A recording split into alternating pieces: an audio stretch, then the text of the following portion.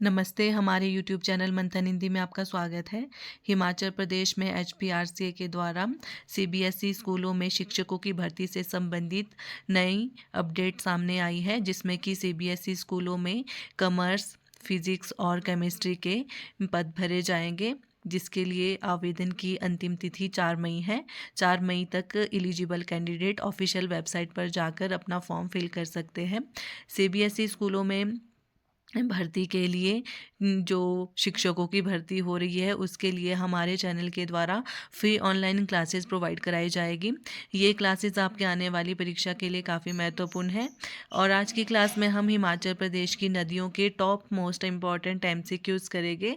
ये एमसीक्यूज़ आपके सभी परीक्षाओं के लिए काफ़ी महत्वपूर्ण है, जैसे कि HP patwari exam, HP panchayat secretary exam, TGT, PGT commission, सभी परीक्षाओं के लिए काफ़ी महत्वपूर्ण है। आइए शुरुआत करते हैं पहले प्रश्न से। वीडियो में अंत तक बने रहे, प्रत्येक प्रश्न को ध्यान से देखना है। पहला प्रश्न है, सतलुज नदी का उद्गम कहाँ से होता है? सही विकल्प का चयन करना है। सतलुज नदी का उद्गम होता है मानसरोवर से। ठीक है, ऑप्शन ए इसका सही उत्तर होगा। प्रश्न संख्या 2, व्यास नदी का प्राचीन नाम क्या है?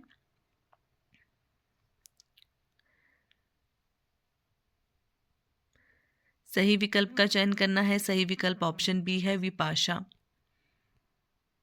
अगला प्रश्न है, रावी नदी का प्राचीन नाम क्या है? सही विकल्प होगा ऑप्शन सी, इरावती। अगला प्रश्न है, चिनाब नदी किन दो नदियों के संगम से बनती है?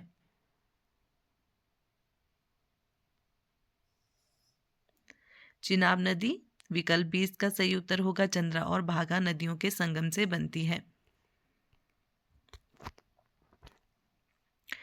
अगला प्रश्न है, हिमाचल की सबसे लंबी नदी कौन सी है?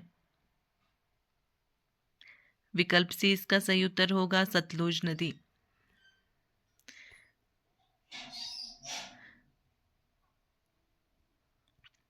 अगला प्रश्न है, हिमाचल में सबसे अधिक जल वाली नदी कौन सी है?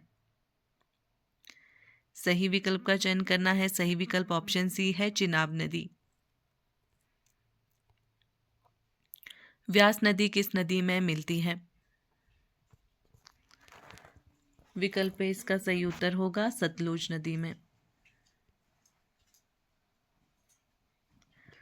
अगला प्रश्न है, पौंग बांध किस नदी पर बना है? सही विकल्प ऑप्शन बी है, व्यास नदी पर। भाखड़ा बांध किस नदी पर बना है? इसका उत्तर होगा ऑप्शन सी, सतलुज नदी पर। अगला प्रश्न है, नाथपा झाकड़ी परियोजना किस नदी पर है?